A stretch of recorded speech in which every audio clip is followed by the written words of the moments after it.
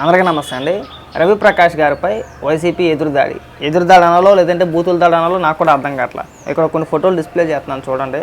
TDP మరో drama, రంగంలోకి బాబు మనుషులు, తెర మీదకు దొంగ సర్వేలు. ఆయన పేరు జర్నలిస్ట్ వైఎన్ఆర్ అనుకుంటా. ఇటుపక్క ఉన్న ఆయన గురించి మనం ప్రత్యేకించి చెప్పుకోవసరం లేదు. ఆయనే మా అపర మేధావి కేఎస్ ప్రసాద్ గారు.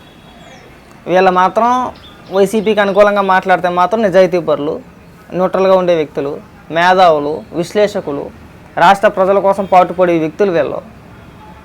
రవిప్రకాష్ గారు ఏమన్నారో కూడా వినిపిస్తాను చూడండి. ఈ లెక్కలు వీళ్ళిద్దరిని ఏమనాలి? వీళ్ళిద్దరిని కూడా వైసీపీ మనుషులు అనాలా లేదంటే జగన్ రెడ్డి మనుషులు అనాలి. ఇంకొకటి దేవులపల్లి అమరో, దీని గురించి మనం చెప్పుకోవసరం లేదు. తెలంగాణ వ్యక్తి అయినా సరే ఆంధ్రప్రదేశ్లో ఎడుతాడు, పదవులు అనుభవిస్తాడు, సలహాదారులుగా అట్లుగా ఇట్లుగా ఎడుతూ ఉంటాడు. ఇంకో డాక్టరు, ఈయన డాక్టరే, ఎవరో డాక్టర్ ప్రదీప్ చింత. ఇక్కడ ఫోటో పెడుతున్నాను చూడండి. నా నమ్మకాన్ని నిలబెట్టిన రవిప్రకాష్ చౌదరి సంచలన తొక్కలో సర్వే. ఆ సర్వేలో ఎంతకు ఏం చెప్పాడు ఆయన, అది కూడా వినిపిస్తాను ఒకసారి చూడండి. ఇంకొకడు మా గేగాడు పంచప్రభాకరం, ఈడైతే బూతు పురాణమే. రవిప్రకాష్ గారిని అలాగే శివాజీ గారిని ఉద్దేశించి వీళ్ళిద్దరిని కూడా బూతు పురాణమే, పచ్చిబూతులు, అమనాబూతులు. మనం వినిపించిన కూడా వినిపించలేము ఇక్కడ. సరే, అసలు రవిప్రకాష్ గారు ఏమన్నారో ఒకసారి వినిపిస్తాను చూడండి. వైఎస్ఆర్సీపీ 63 స్థానాల్లో విజయం సాధించే అవకాశాలు విస్పష్టంగా కనిపిస్తున్నాయి. తెలుగుదేశం పార్టీ 95 స్థానాల్లో విజయం సాధించే అవకాశాలు ఈ రోజు వరకు ఉన్న పరిస్థితి చూస్తే కనిపిస్తున్నాయి. ఇక జనసేన పార్టీ 13 స్థానాల్లో విజయం సాధించే అవకాశాలు కనిపిస్తున్నాయి. భారతీయ జనతా పార్టీ 3 స్థానాల్లో విజయం సాధిస్తుంది. కాంగ్రెస్ పార్టీ 1 సీటుని కైవసం చేసుకుంటుంది. ఒక్కసారి మ్యాప్ చూడొచ్చు, తెలుగుదేశం ఎక్కడ విజయం. అదే ఆయన మాట్లాడింది.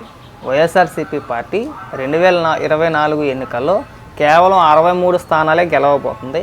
అలాగే తెలుగుదేశం పార్టీ 95, జనసేన ఒక 13, బీజేపీ ఒక 3, మొత్తం కలిపి కూటమి 111 సీట్లలో గెలవబోతుందని చెప్పేసి మాత్రమే ఆయన చెప్పాడు.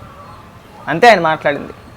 ఇంకంతే, మన మేధావులతనం తగలెట్ట ప్రతి ఒక్కడు విశ్లేషకుడే. వైఎన్ఆర్ కానించి కేఎస్ ప్రసాద్, దేవులపల్లి అమరో, ఆ తర్వాత సోషల్ మీడియాలో ఉండే కొంతమంది పకోడీగాలు ఉంటారు వాళ్ళు, ఆడెవడో కోతులు ఎగురుతూ ఉంటాడు జానిగాడు, ఆడితో పాటు పంచప్రభాకర్ గారు, ఆడితో పాటు ఇంకో కొంతమంది వ్యక్తులు రవిప్రకాష్ గారిని బండబూతులే. ఈ మేధా ముసుగులో ఉన్న వ్యక్తులందరూ కూడా అబ్బాబ్బే లేదండి. రవిప్రకాష్ అనే వ్యక్తి డబ్బులు కమ్ముడిపోయే వ్యక్తి. చంద్రబాబు నాయుడు గారు ఎలా చెప్తే అలాగా. చంద్రబాబు నాయుడు గారిని జకీలేసి లేపుతున్నాడైనా, చంద్రబాబు నాయుడు గారి మనిషి అయినా.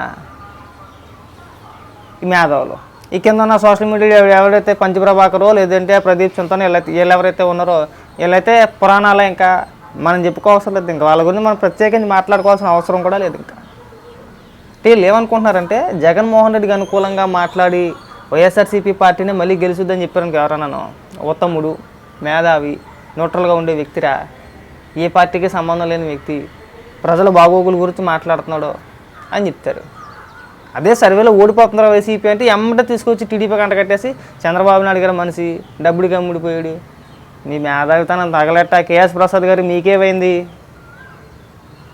మనం మాట్లాడేటప్పుడు ఒకసారి మన మాటలు కూడా మనం చూసుకుంటే బాగుంటుంది కదా. మనం ఇప్పుడు ఎవరికి భజన చేస్తున్నాం అందరికీ తెలిసిందే, ప్రత్యేకించి మళ్ళీ నేను చెప్పవసరం లేదు. మీరు ఉదయం లేచిన కానీ జగన్మోహన్ రెడ్డికి జాకీలేసి లేపుతూ ఉంటారు, మరి దాన్ని ఏమనాలి? ఇవన్నీ వద్దు సార్, వదిలేయండి. ఊరికి ఎందుకు ఎవరు మాట్లాడినా కానీ మన వాళ్ళ బూతులు తిట్టేసి వాళ్ళు అలాగా వీళ్ళు ఎలాగా. వైసీపీ సోషల్ మీడియా దగ్గర ఉన్న అతి దరిద్రం ఏంటంటే వాళ్ళని తిట్టవసరలా, వాళ్ళని విమర్శించవసరలా, వాళ్ళని పనులెత్తి మాట అనవసరలా. తెలుగుదేశం పార్టీ గెలుచుద్దనో లేదంటే చంద్రబాబు నాయుడు గారికి పాజిటివ్గా మాట్లాడితే సరిపోతుంది. మూకుమ్మడి దాడే, బూతులు దాడే. రాష్ట్ర ప్రజలు కూడా ఒక్కసారి గమనించుకోవాలి. వీళ్ళ పెచ్చతనం, వీళ్ళ సైకోతనం ఇప్పుడే ఎలా ఉందంటే మళ్ళీ ఇప్పుడు ఈ ఎన్నికల్లో కూడా వీళ్ళకి ఓట్లేసి గెలిపించామనుకో, తర్వాత నోరెత్తి ప్రశ్నించేవాడు కూడా ఎవడు ఉండనివ్వరు. వీళ్ళు ప్రజా సమస్యల మీద పోరాడేవాడు ఒక్కడు కూడా ఉండడు, వీళ్ళు ఉంచరు. ఎవడు మాట్లాడలేడు. తర్వాత రాష్ట్రాన్ని కాపాడుకోవాల్సిన బాధ్యత మన పైన ఉంది. వీళ్ళకి ఓట్లయితే అధోగతి పాలే. ఇప్పుడే చూసారు కదా వీళ్ళ సైకోతత్వం ఎలా ఉందో. ప్రతి ఒక్కళ్ళని బుద్ధులు తిట్టడమే కదా. మళ్ళీ వీళ్ళకి అధికారం కట్టబడితే ఎవరినో ఉంచరు. మేము చెప్పేది అదే. కాబట్టి ఓట్లు వేసేటప్పుడు జాగ్రత్తగా ఆలోచించి ఈ సైకోనా కొట్టుకులు ఓటేయకుండా